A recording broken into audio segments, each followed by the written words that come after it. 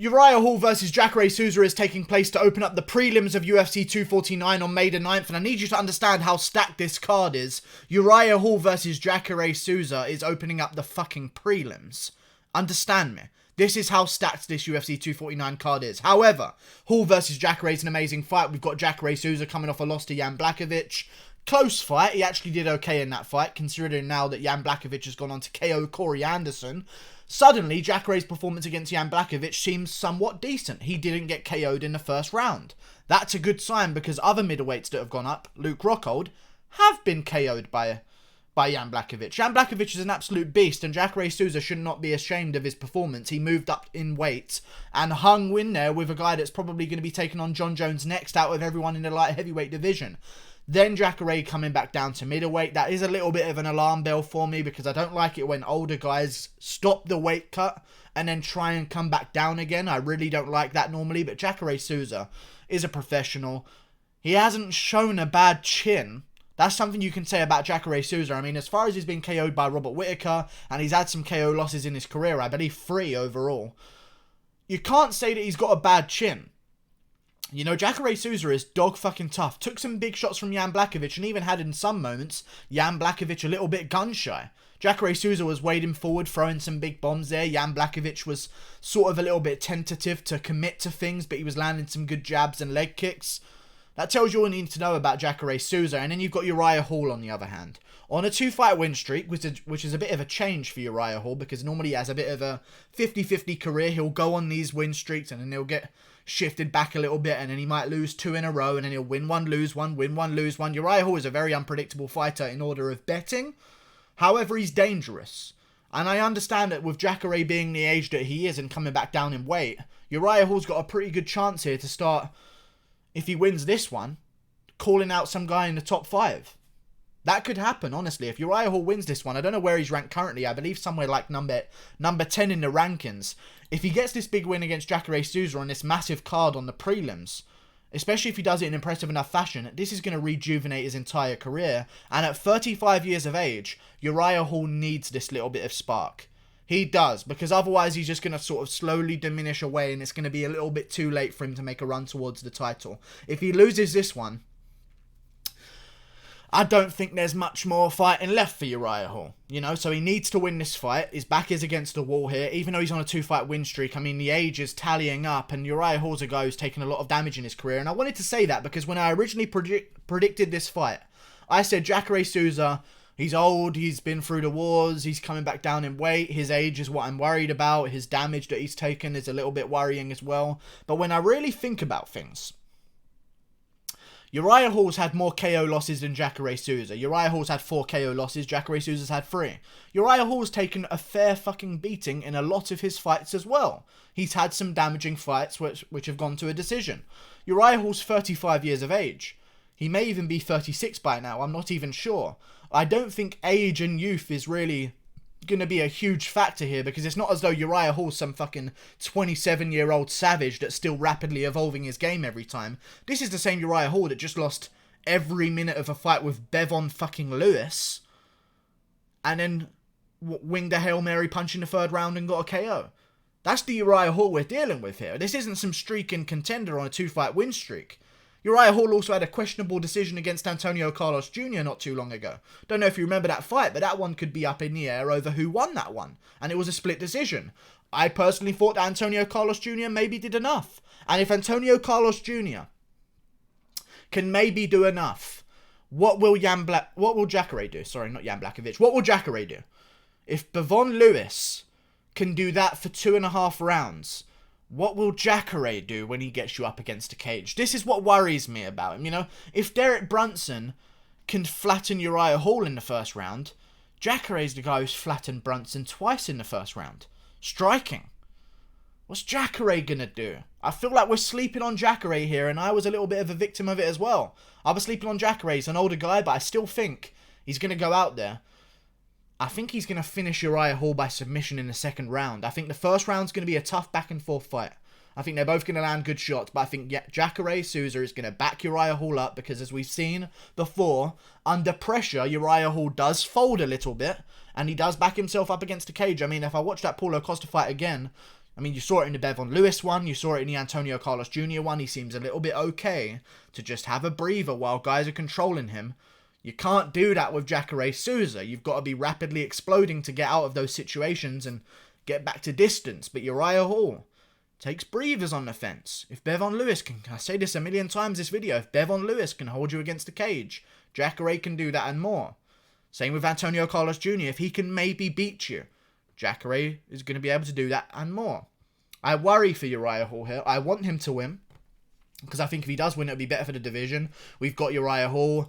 Big statement win. He'll be on a 3-fight win streak, which means the casual fans are long going to have forgotten about some bad stuff that's happened to him in his career, like some of the KO losses. The longer you go without losing, the worse the casual fans' memory gets of you. You know? You don't want to be coming off a KO loss, because that's the last thing everyone remembers. You go on a few fights in a win streak, and you get a finish or two here and there, and you beat a big name like Jacare, suddenly Uriah Hall's the new hip thing, and we're looking for him to be taking on a guy in the top 5.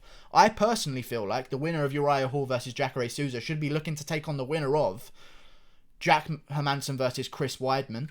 I feel like that's a perfect fight, and then the winner of that final one, in these 2 semi-final fights that are going on with Weidman and Hermansson, should then take on someone in the top 5. But either way, he's got to win this fight, and I don't think he's going to. I want him to. I want Uriah Hall to go on. I feel like we've got some more time with Uriah Hall than we do with Jacare. I feel like if Jacare doesn't win one more time, he's definitely going to retire, I believe. But Uriah Hall, I'm rooting for him. I just don't see it happening. I think Jacare's going to go out there, bully him around, walk him down. You saw it in the Paulo Costa fight. Uriah Hall gets a little bit too casual on the fence. Watching back that Paulo Costa fight, Uriah Hall is so...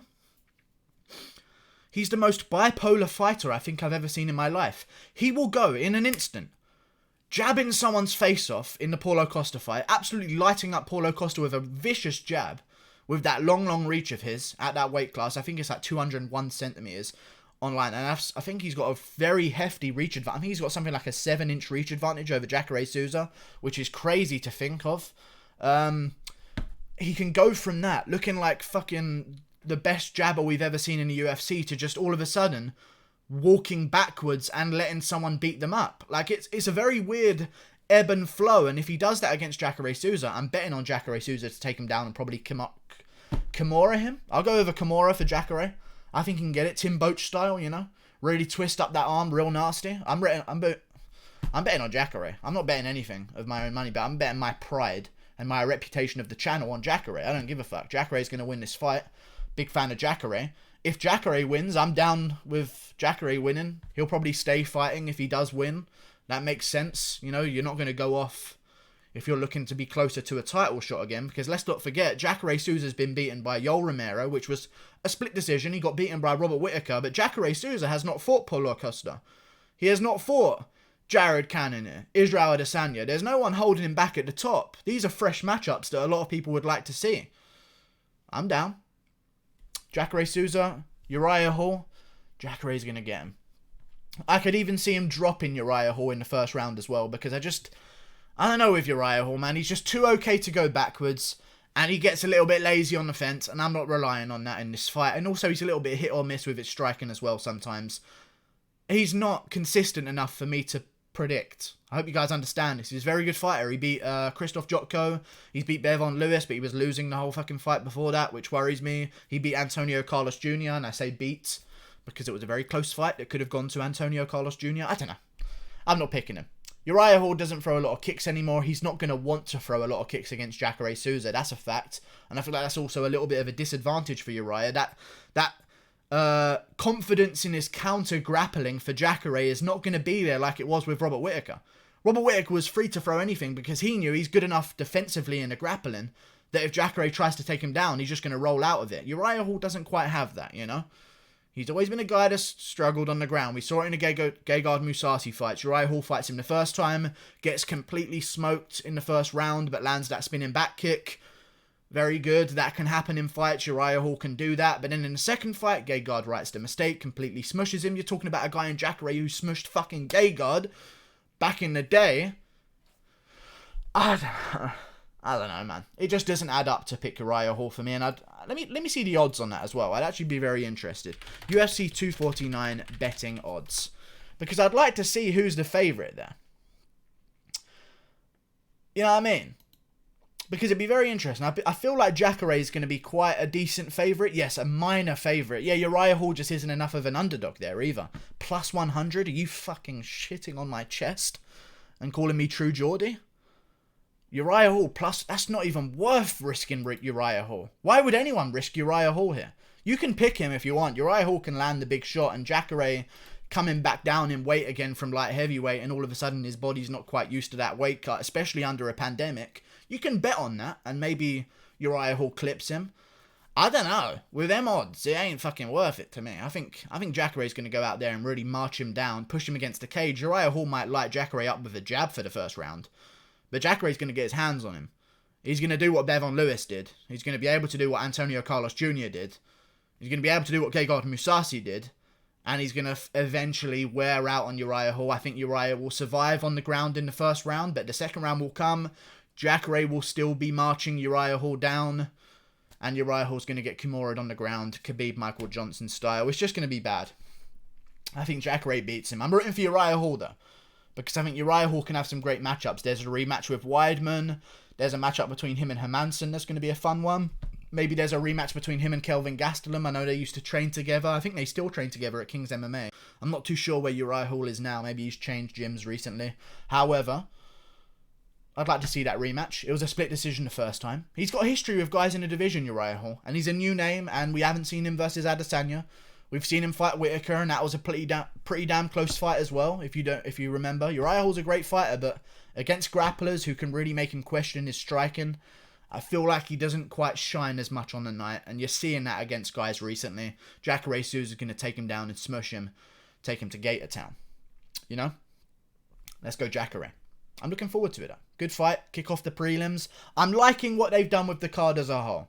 Okay, I was a little bit questionable as to why Greg Hardy versus Jorgen De Castro was on the main card for pay-per-view, but I know what they're doing. They understand the situation, and Dana White said this in an interview as well. They understand that people are not going to have money to pay for a pay-per-view right now. So what they've done, they've said, hey, we'll give you Ferguson, Gaethje, Cejudo, Cruz, Ngannou, Rosenstruik, Stevens, Qatar, plus you'll see Greg Hardy on the main card as well for your money, if you want to pay it, or use your brain and don't pay and still watch it.